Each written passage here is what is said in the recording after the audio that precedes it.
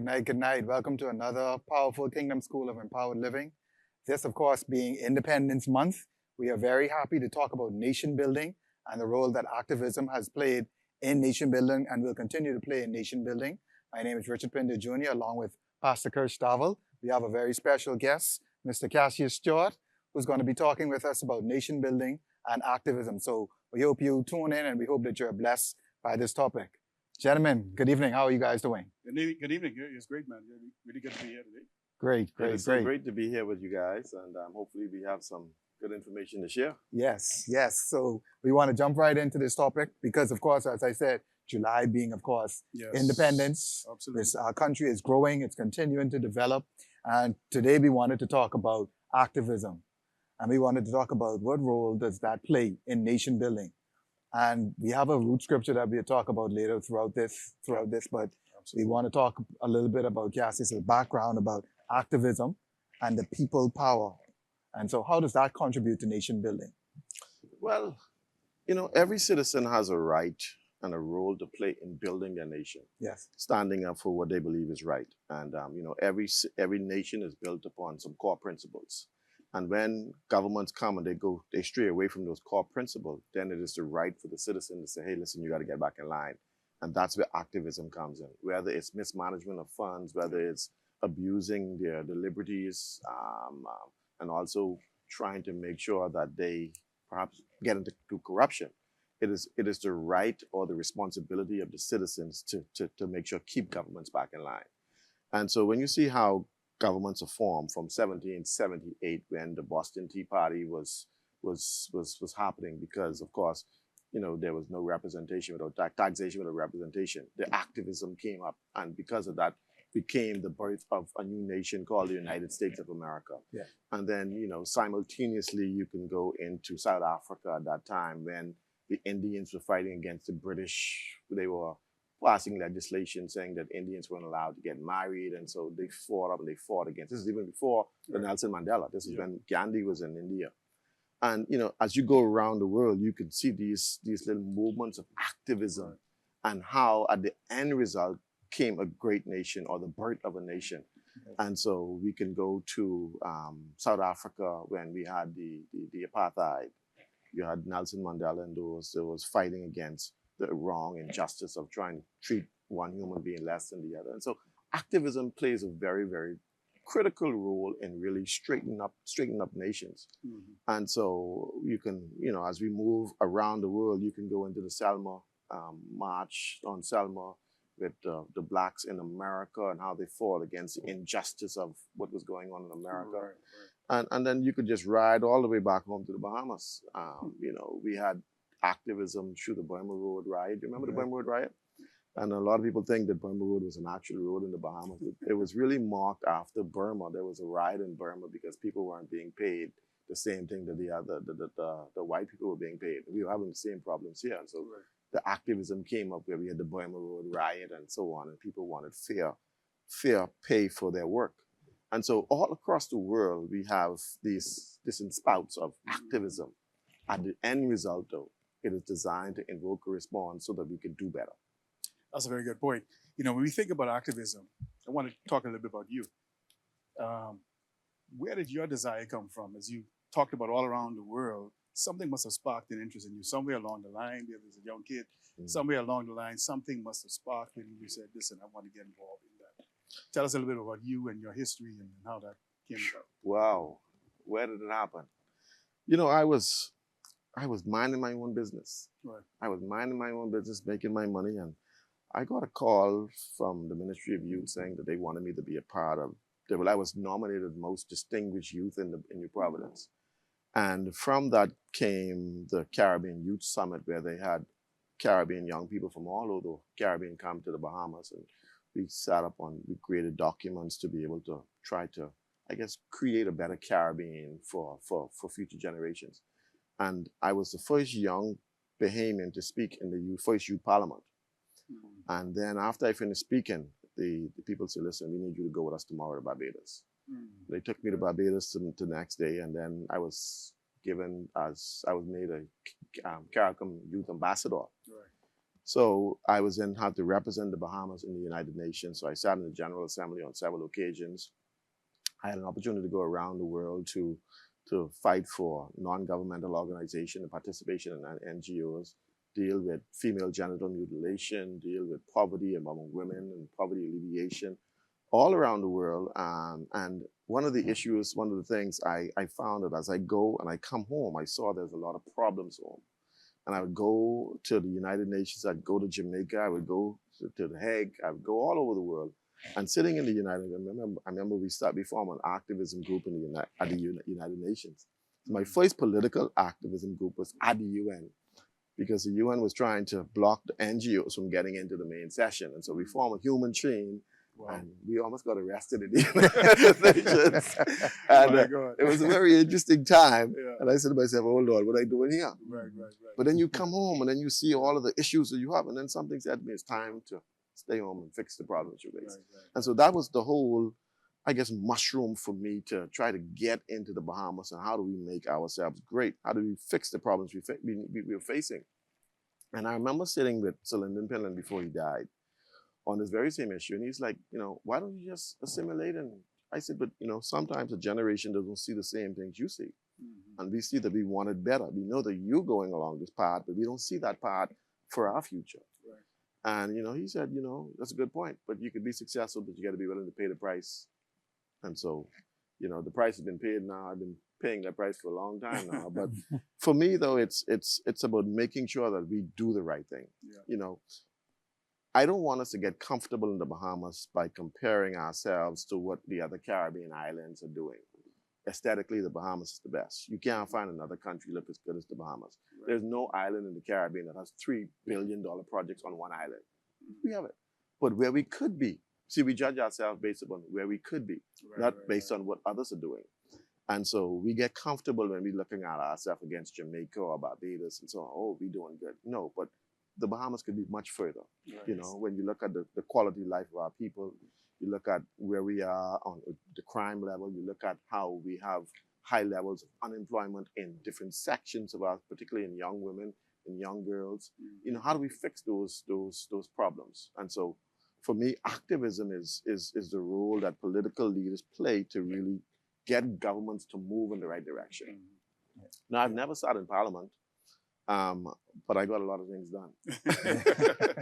And I think you kind of touch on it. And so I think you touch on a very important point, and it's showing the importance of activism. Mm-hmm. Right? We always talk about you can't argue or cry about a problem if you're not actively doing something to help it. Yes. Right? We all can sit back and we could talk in our barbershop or in our house or amongst our friends and say, now we see these things going on, but what is actually being done to address them. Yeah. And so I think the role that activism plays in building a country is something you touched on, because as it says in Psalm 33 verses 12, blessed is the nation whose God is the Lord, the people he has chosen for his own inheritance. Mm-hmm. And so, like you said, we judge ourselves so much based on what we've done and things in the past.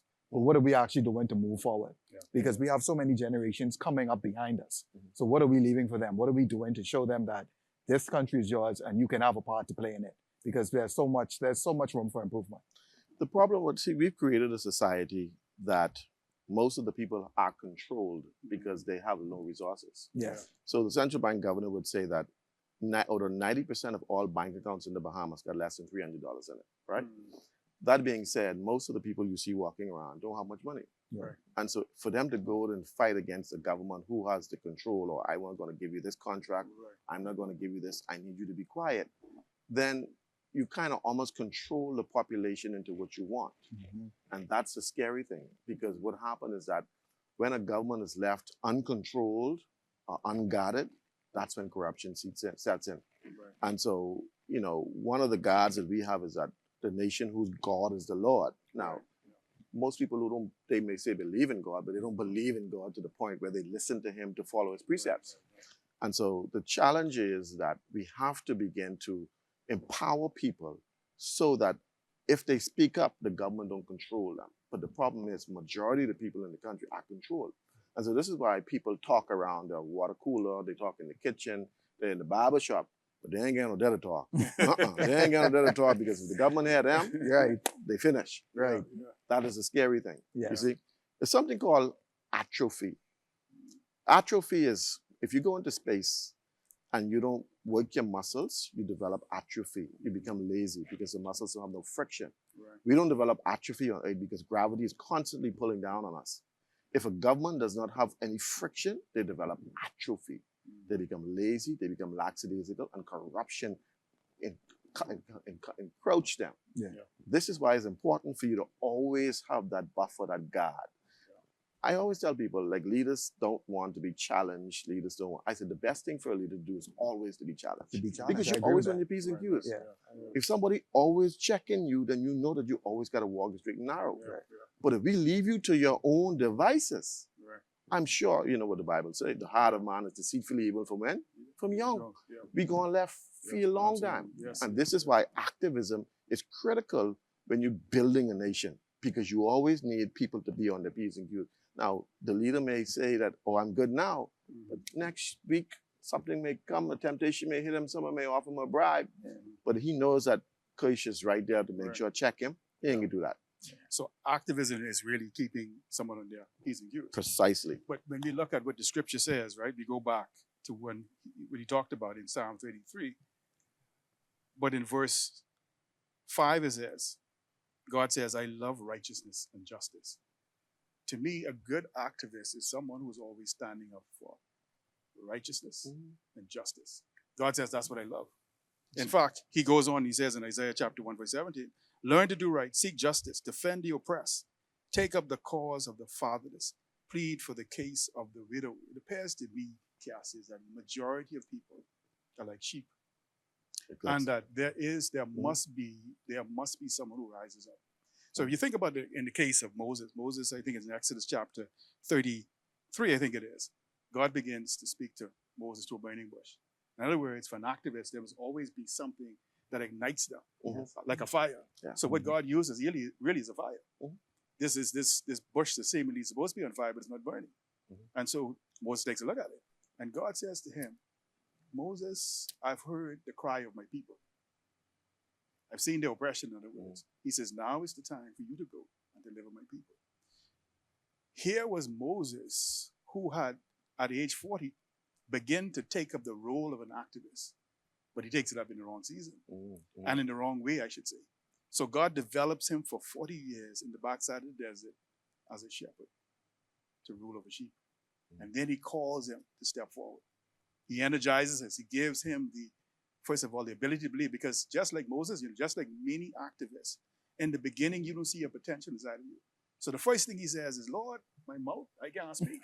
But God says, I call you to be my voice. And I can send Aaron to help you. And I can send somebody to help you. An activist must have people around him Yes. to support him, because just like, as a pastor, I'm an activist, whether you believe it or not. We all are. We have to stand up here. Sometimes they stand up here on this pulpit. I could choose to create a sermon that makes everybody feel good. Or I could tell them what the Lord says. To correct, to motivate, to edify, build up, strengthen, or encourage, also to rebuke and to correct. Because just like you say, right, an activist must challenge the people. Challenge them. Speak to them. I remember one of my first activist activity we had was Clarence A. Bain building. The people called me and say, Mr. Stewart, there are a lot of rats in the building, and the building was already condemned and so on, but they still got us working in it. So I called them up. I went down there. They showed me all the rats. We took a picture of the rats. And so I said, okay, we're going to call a press conference tomorrow. I need you all to come out. Lo and behold, not one person showed up from those who were affected by the rats. I wasn't affected by the rats, but I was there. And I told the government this, you cannot have people working in unsanitary conditions. The building has already been condemned. It's unfit for anybody to work in, but you still have people working in that. Now, shortly thereafter, they move everybody out. But the people themselves don't stand up. And this is where leadership comes in. Sometimes the leader got to stand alone to fight for the people. And, the next one was, we were protesting against gerrymandering. Now, gerrymandering has been a very interesting part in the Bahamian history, because during the UBP time, they had like 2 or 3 seats in Harbor Island. just because they want to win the number of seats.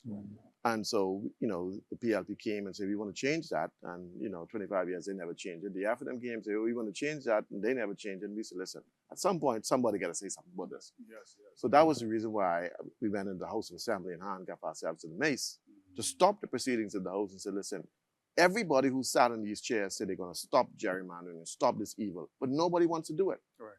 And so this is our protest against that. And so we told them, listen, it got to stop. Did they change? I think they changed that one. They probably still gerrymandering. But I've been advocating against the new movement globally that everybody seems to be so sensitive to touch against, the LGBTQ movement.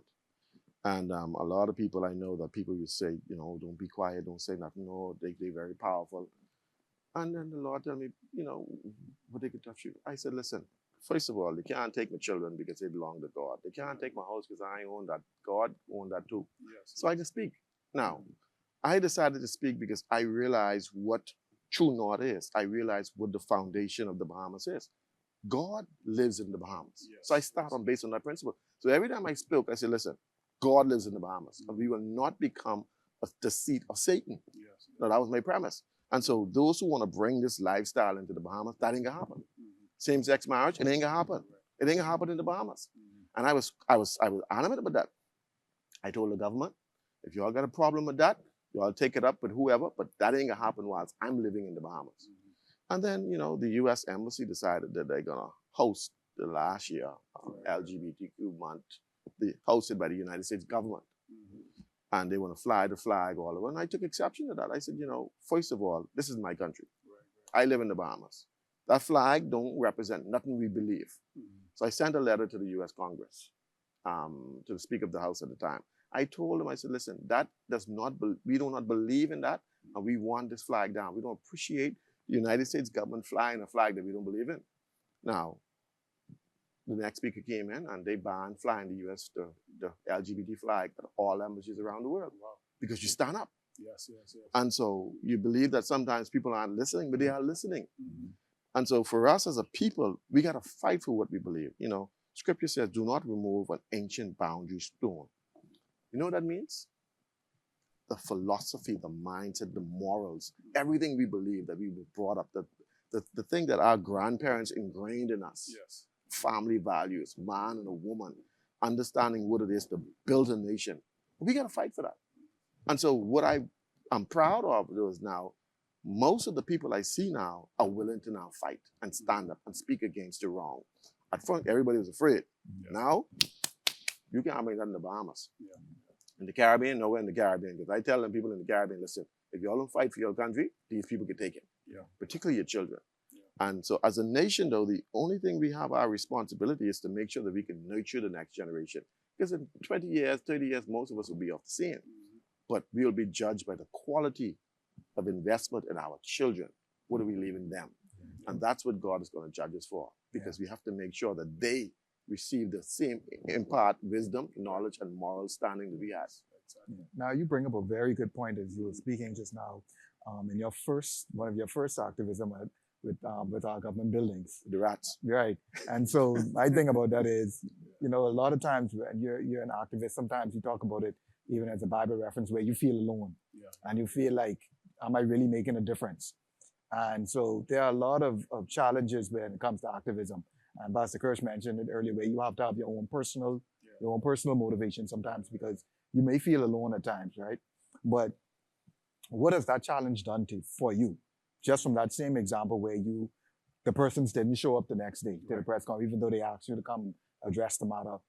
How does that challenge affect you? And Well, it affects you in a lot of ways, too. I mean, first of all, you got to be self-motivated, because when you look around and you're the only one there, you feel you got to go. You got to still go. Yeah. You can't stop now. Right. So if you don't have that intrinsic motivation, you're in trouble.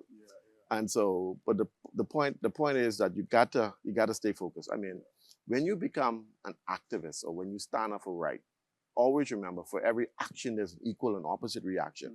So don't think that the devil will sit down and let Cassius talk against the LGBT and he ain't coming at you. Right. He can come. Yeah. Now the problem is, are you prepared to take what he comes? So for me, They take me off the radio show, pull me off the TV show. They stop buying products from me, from my company. But listen, I believe in God. God controls the whole universe. And you could take all the contracts from me. You could take me off your radio show, your TV show. I will still speak, and the Lord will still take care of me. I think that's You gotta be resolute and crazy like that. Yeah.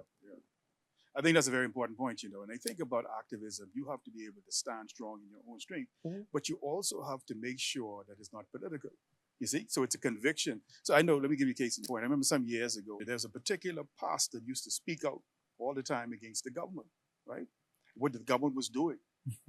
And I realized that when the government changed, I didn't hear from him anymore. You get what I'm saying?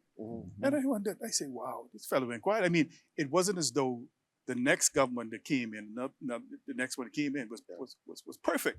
So I tried to figure out, so why is he so quiet now? Yeah. I think what's important is that we don't get caught up.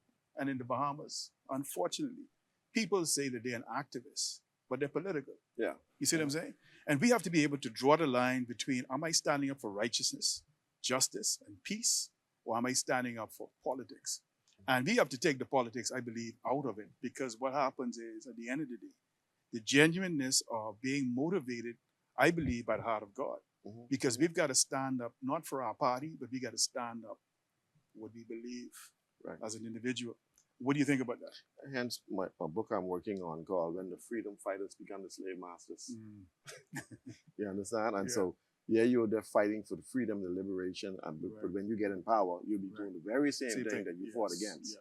And that's what we've seen all around. In Africa, in the Caribbean, all around the world. The freedom fighters became the very same oppressors that they fought against. And that's what you have to guard yourself against, because most activism is political, because normally you're fighting against the government systems. And if a government changes that perhaps presents something new, I mean, only one country gives a good example of that is Singapore, Lee Kuan Yew. They ran for the last 60-something years, the same government, because they were very no corruption.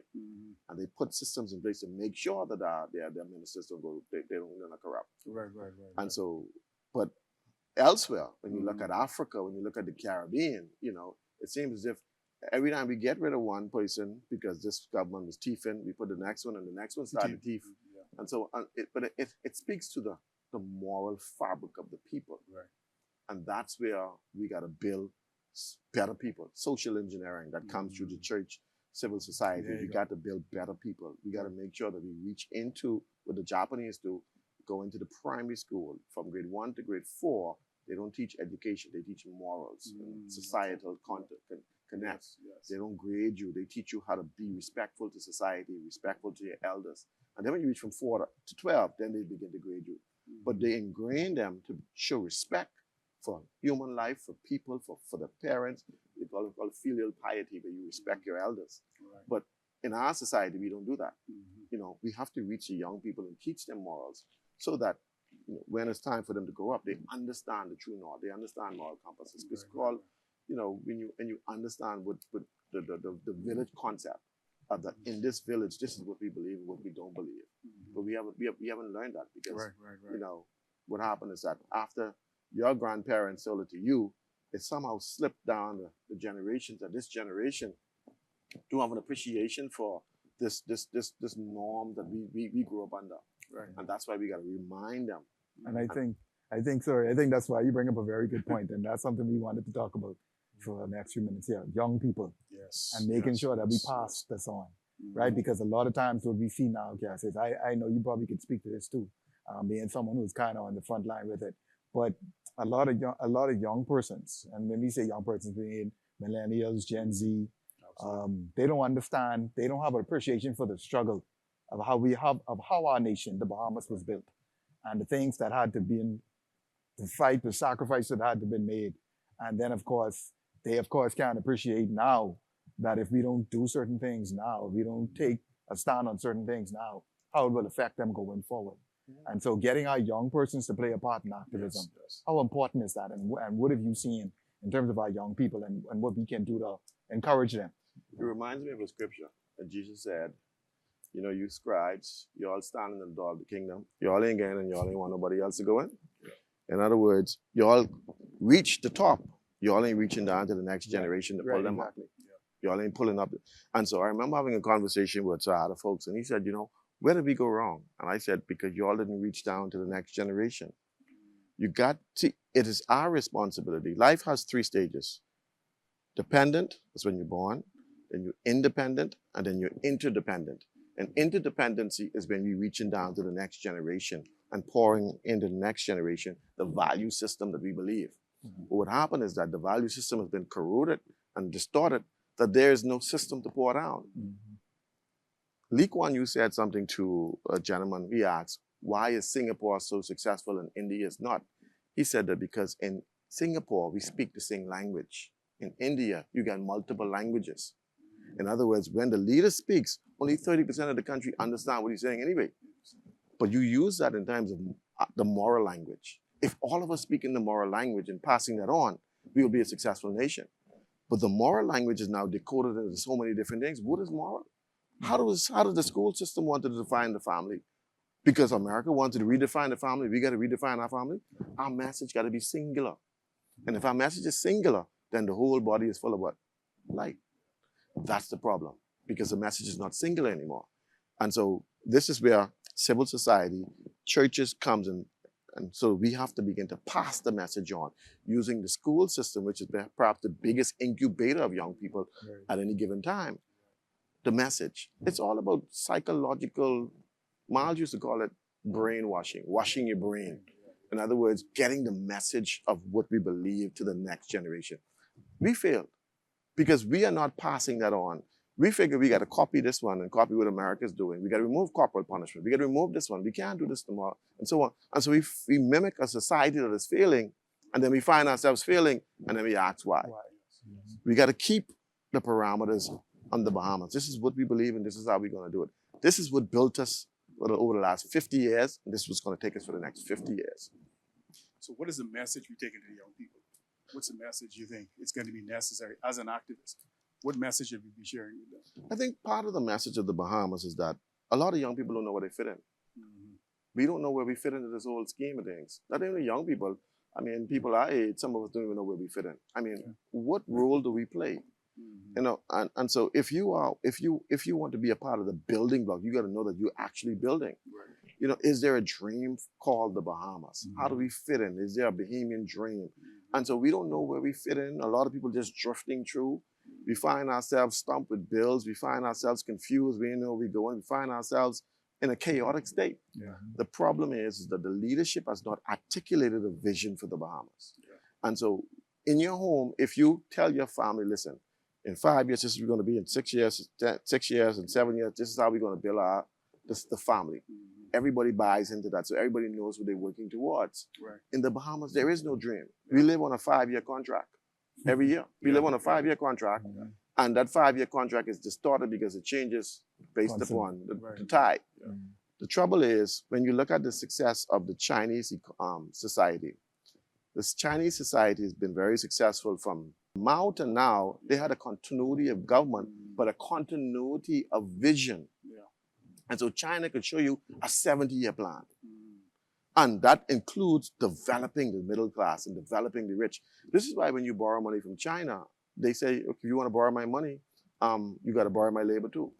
Because the labor comes with it. So we got to employ 1 billion people. And so we got to send people to work. So that's how they're building their middle class. Because they have a system, they have a plan. The Bahamas, we don't have a system, we don't have a plan. We're winging it as we go. If we could put together a systematic plan and let the young people buy in so they could see where their success is tied to the future success of the Bahamas, we wouldn't have no problems. But we don't have that. I think you hit on the key, because I mean, when I looked at it, my son was 8 years old, and he told me straight up, he said, Daddy, when I go off to school, I'm not coming back. Okay? My children said the same thing. Yeah, you see, so we've got a generation of young people who do not see a need to buy into their own countries. Before, when we were growing up, we always say it was never any thought that when you go off, you're going to be coming back. In fact, you always think of how you're going to build your nation. The question really is now, how do we get this next generation? Because I'm now interviewing a lot of young persons in BFM who've graduated. I've been calling them in, talking to them, what's your plans? Just on Sunday, I spoke to somebody on Friday, one of the young persons who just graduated. I intentionally am calling them in speaking to them, asking them what is their plans. Do you intend to come back to the Bahamas? You know, so out of the two, so the 50%, one saying yes, next one saying no. But majority when I speak to them, they're saying no. Mhm. So the Bahamas, you know, you can look to the future. If we continue with this trend, we can have a brain drain situation going on. Listen So to how do this. we activate to get our young people to understand how to buy into this nation, to be proud of who they are, where they came from? President Trump says that if he wins the next election, any foreign student graduating with a diploma get instant access to the green card. What that does for the brain drain. You understand? That's So, interesting. but see what America is doing, because you remember now, after the Second World War, Russia took territory. America took all of the scientists and brought all of the Germans and brought them to America. See, they go after brain power. Right. And so what they're saying is now, if all of these smart kids coming to to America to learn, upon graduation, let's get them a green card so they can stay and help build the country. What that does for countries like us is that it rapes us of manpower because we have nothing to offer them. And we're not offering them anything because, like I said, the leaders who sat in the seat of power took all the opportunities at the top. So when you look at tourism, the biggest money income from the Bahamas, right? Then you go into the airport, the cruise port, the hotels, and find out who own all of the gift shops. It's the politicians, you know? And so what happens is that you take all the opportunities for yourselves, and then you leave the rest of the nation to starve, and then you wonder why where all the children are going, and then nothing to sustain what you all have. That is the trouble, because now we have to find ways of making sure that the Bahamas is built for Bahamians. See, the Bahamas is built around Bahamians. Yes. So when you look at the hotels, right? Casinos, you look at all the money, it's always around the Bahamians. What we are the workers and so on, but we're not the owners. Right. And so look at the hotels. So breezes and sandals are Jamaican owned, but nothing is owned by Bahamians. I mean, now the first time I guess we have now direct revenue flow to Bahamians through tourism is through the Airbnbs. Otherwise, Bahamians would have to be a taxi driver or a worker or a cleaner and so on. So we have to build a better country where the money flows directly to the Bahamians. But we have to get out of the mindset of thinking that Bahamians don't deserve more. But I believe too, I mean, you have to activate for our young persons to be able to own their own business. Precisely. And so, you see, so it's owning your own business and then putting it in a place whereby we're able to train them. I believe the government of today is trying to do that. Yes. To train them, empower them, give them the capital, give them the opportunity to know that you can have a piece of the pie. Well, a lot of Bahamians are trained, you know. There are Bahamians who are trained and still can't get opportunity. See, because what happens is that we have certain regulations, financial regulations, that it's like almost a gate blocking inflows of revenue. So if you want revenues coming to the Bahamas, there's so much loopholes you got to go to get access to capital. And so you have a good business venture to get access to capital. If somebody don't like you in the political party, you ain't getting it. But you can get access outside, but you can't bring the money in because it has to be authorized to bring the money in. And so there's so many loopholes. We got to be able to open up some of the doors so that the money can flow in. Now, I keep telling people, my money can go out because I can go on Amazon and spend all my money. It's going out. But, you know, when I sell my books on Amazon, they can't send the money to me. You see? So there you have all these blockages. So you got to advocate and say, listen, something called ACH payments, where people buy 10,000 copies of my books on Amazon. I tell them, send me the check. They can't send me the check. They can't wire the money directly to my Bahamian account. They got to wire to my US account, which I don't supposed to have in the first place. You understand? And so that's how it is. But we have to be able to open up the flow because monies are now with the e-commerce. There's so many different opportunities for Bahamians to get access to revenue. But there are so many different roadblocks because right now, the physical infrastructure is already locked up by the politicians. Ain't much you can get. But through digital and through the new ways of raising revenue through Instagram and Facebook and TikTok and so on, there's unlimited resources Bahamians get access to. But we got to open it up. Bahamians still can't get access because they closed the gate. And I think that brings us to a point that we want to close on. Yes. Is, okay, we've talked about these things. We know kind of what we need to address, right? But what do you see moving forward, right? What do you see as one thing? What's one thing that we can do as generation now raising up younger persons, as the country now is still building, and activists who may be watching us or persons who may be watching us and say, what is one thing I can do right now?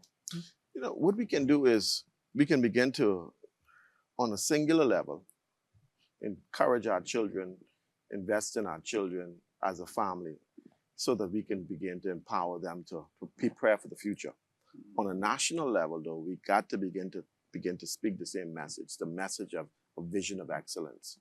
We got to ingrain in the Bahamas and into Bahamians to listen. If we want to move forward, we got to move forward with excellence, one, but we got to move forward in unity. Mm-hmm. Because if we don't have that spirit of excellence, then everything falls down. Yeah. And we got to encourage the next generation to listen. No matter what you dream, no matter what obstacles come against you, nothing can hinder you from achieving success. We got to open up the gateway. Miami is 30 minutes away. That's a $7 trillion economy, 30 minutes away. And we have not benefited from that. And so we got to show Bahamians that, listen, there are other access to revenues, other access to capital. The next time you go to Miami, look at it. Miami is just a warehouse for the Caribbean. Yes. That's all it is. Yes. It's a warehouse for the Caribbean. Yeah. But nothing stops you from opening up your warehouse and selling to the Caribbean. And so I want to encourage Bahamians to do that. But also to begin to spread your wings outside of the Bahamas too, because the market is small here. And so that we got to teach our young people to think global instead of just local. We got to teach our young people to be resilient. We got to teach our young people to continue to push for excellence. And if you have that spirit of excellence, no matter where you are, which island you are, which country you are, which continent you are, you will always be great. Yes. Thank you. I'm going to give you the last question. What is a key lesson you've learned through activism that you would like to share as a final point? Boy, one of the key lessons I've learned is that you got to take your lick and keep on taking. There's a lot of licks come with it, though. There's a lot of licks coming with it. You got to, it's hard. When you're standing up for what you believe, it's not an easy thing. Yeah. And because, whether it affects you financially, whether it affects you, people talking about you, people making up stuff about you, they come at you. But you got to always remain steadfast and knowing that, listen, you're standing up for what you believe. I always tell my children that when you go on the stage of life, always perform for an audience of one. That's him. Only please him, because you'll never please man. Even when Jesus was on the earth, he said, listen, he didn't even accept their praise because he know their hearts. He know what they was thinking. He know they smiling with one hand with a knife in the next hand, Yes. And so I teach my children to listen. No matter where you are, whatever you're doing, don't worry about what people say. You're performing for one man. That's the Almighty. And once you please him, it's only him who's going to say at the end, well done, my good and faithful servant. The rest of them can be on the line, weeping in national teeth, and you well done. So perform for an audience of one. Thank you very much. Really appreciate you being on today. It was great having you on. Absolutely. And, it looks like we got to have you come back again another time Anytime. and on another topic. But I'm going to allow you now to close out. Yeah, so I thank you once again, Cass. It's so important when we talk about nation building, because there are so many components to building a nation. Activism is definitely, as we've talked about the beginning, and just in this whole month of independence, our country now becoming a sovereign country. But that means so much more when we think about being independent, being able to stand on our own 2 feet. Yeah. And as a country, that's something that we have not been able to do as much as we can. And so when I think about the activism, and I think about the young persons who, they have a vision, like you said, they have dreams, but they just need to understand and feel like they can have that dream here. And so I think it's so powerful that they feel like they can do that here, that they feel like, okay, there's a place for me, I can carve out my little piece of this world, and I can accomplish what I can unleash my potential. And I think I would definitely go and harp on what you said about the global market, because there's so much opportunities there. Like you said, our market here in the Bahamas is very small. Yes. And that, of course, is always going to work to our disadvantage because we just don't have the numbers. It's just a numbers game at that point. You don't have the numbers to actually expand. But when you think about having that opportunity to say, okay, this is how we can move our country forward. This is where you can fit in. This is where you can have your piece of the pie, as they say, and you can now be a part of this Bahamian dream. I think it's so important for our young persons to get encouraged and not feel defeated. And I think it's up to us as parents, as older generation, as bosses, as employees, to empower them and make them feel like, hey, I was once where you were. Right. I had the same dreams you have now, Mhm. right? And it was up to me to kind of make my own way in some ways, but it was also up to persons to give me an opportunity. Every one of us up here was given an opportunity at some point in our life, Yes. and we have to pass that on. And so, once again, thank you so much for speaking here tonight, and to our audience, I hope you learned something new today. We want to thank you for being a part of this Kingdom School of Empowered Living here tonight, and we encourage you to, of course, take part in your country and help to grow it. Absolutely. Yes. So happy Independence, Bahamas. Happy independence. Happy independence. Thank you for watching this week's Kingdom School of Empowered Living. If you've been blessed by tonight's program, let us know in the comments section or by emailing us at mystory.bfmi@gmail.com. Just got saved? Let us know and we will send you the book, What Do I Do Now? A 13-step guide by Dr. Dave Burrows to help you navigate through taking the next steps in your faith walk. Looking for a place to belong? Join us Sundays at 10 a.m. online or in person for our Kingdom Celebration service here at Bahamas Faith Ministries in beautiful Nassau, Bahamas. We promise you, your life will never be the same. Be sure to join us again next Wednesday at 8 p.m. for another Kingdom School of Empowered Living.